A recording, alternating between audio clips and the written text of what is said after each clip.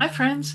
It's Deb, and as we enter the final week of January, our focus shifts gently toward integration and flow.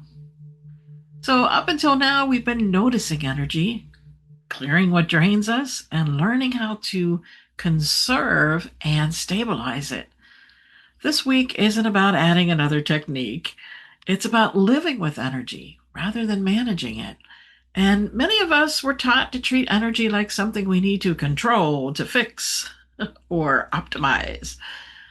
But, energy doesn't respond well to being managed. It responds better to being listened to. So when we talk about integration, it means allowing what we've practiced to move into daily life without turning it into another task. Energy flows naturally when effort and ease are in balance, when attention is steady but not tight, when kindness is present without emotional demand. And so this week in our daily practices, we'll explore what it's like to trust the intelligence of the system rather than constantly adjusting it. So, here's some things to think about.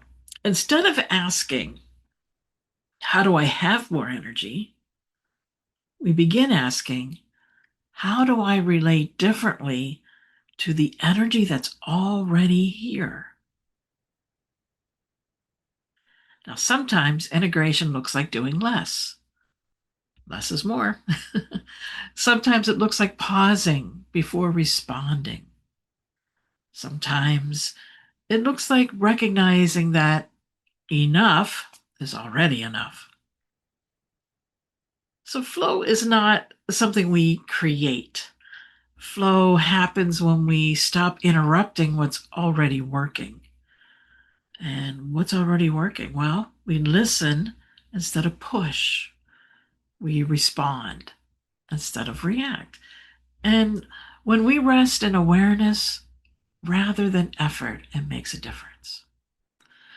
So I invite you to notice how energy moves through ordinary moments where you habitually override your own signals. And what changes when you trust steadiness more than intensity? So, if you're doing the meditations with me daily, as you move through these meditations, you might notice a subtle shift. The practices are not dramatic, they're not meant to feel activating or cathartic. They are meant to feel livable. And if something feels simple, that's not a sign you're missing something. It may be a sign that you're just integrated. And if you do notice resistance, fatigue, or restlessness, that's also a part of integration. Nothing needs to be fixed, just noticed.